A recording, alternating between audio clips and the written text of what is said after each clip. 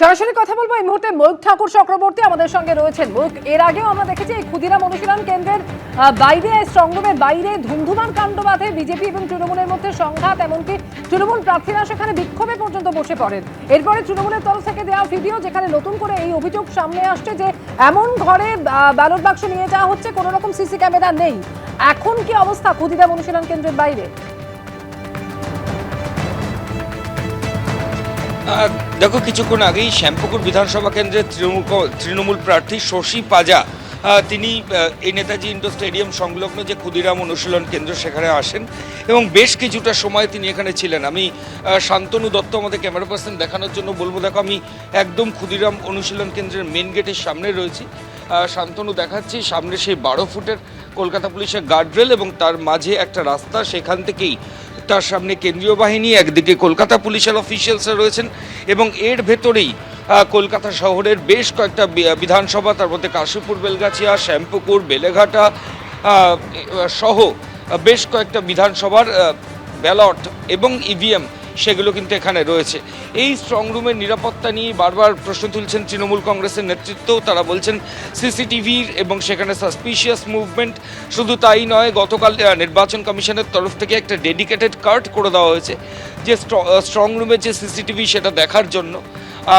কিন্তু আজকে সকালেও শশী পাজা এসেছিলেন, বেশ কিছুটা সময় তিনি এখানে ছিলেন এবং তারপর তিনি এখান থেকে বেরিয়ে যান। আমি শান্তনুকে দেখানোর জন্য বলবো, একদিকে যেমন এটা মেন গেট ক্ষুদিরাম অনুশীলন কেন্দ্রে, সেখানে এই ছবি এবং ফুটপাথের ছবিটা দেখো।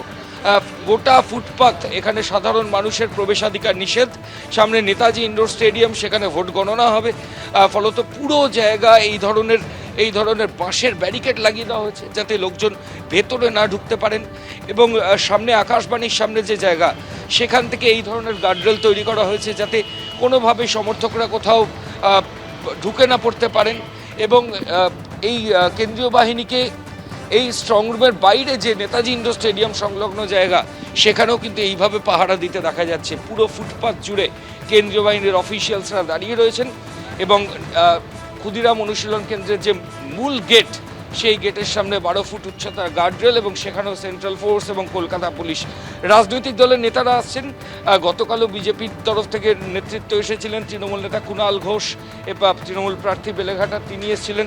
এবং আজকেও যে ছবি আমরা দেখলাম, গতকাল রাতভর তৃণমূল কংগ্রেসের লোকেরা এখানে ছিলেন, কারণ ব্যালট নিয়ে আসার কথা ছিল।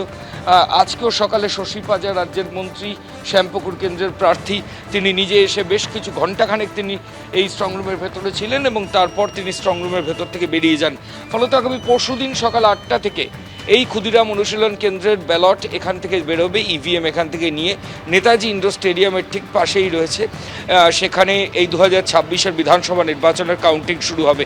এবং তারই আগে আঁটোসাঁটো নিরাপত্তার ছবি এই পুরো স্ট্রংরুম জুড়ে এবং রাজনৈতিক নেতাদের মাঝে মধ্যে মুভমেন্ট কিন্তু চোখে পড়ছে। একেবারে নিরাপত্তার অত্যন্ত কড়াকড়ি ক্ষুদিরাম অনুশীলন কেন্দ্রে যে স্ট্রংরুম, সেই স্ট্রংরুমের বাইরে আপনারা দেখতে পেলেন যে একেবারে অতন্ত্র প্রহরায় রয়েছেন একদিকে কেন্দ্রীয় বাহিনীর জওয়ানরা। আর এখানে আজকে কিছুক্ষণ আগে শশী পাজা, তৃণমূল কংগ্রেসের প্রার্থী, তিনি পৌঁছেও যান।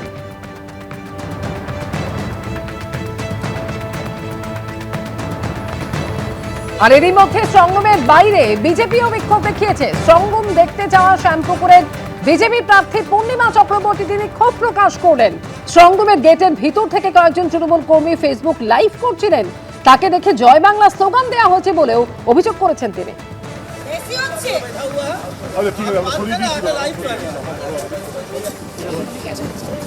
ভেতরে নাটক করবে তৃণমূল, বাইরে নাটক করবে তৃণমূল, আমরা দাঁড়াতেও পারবো না।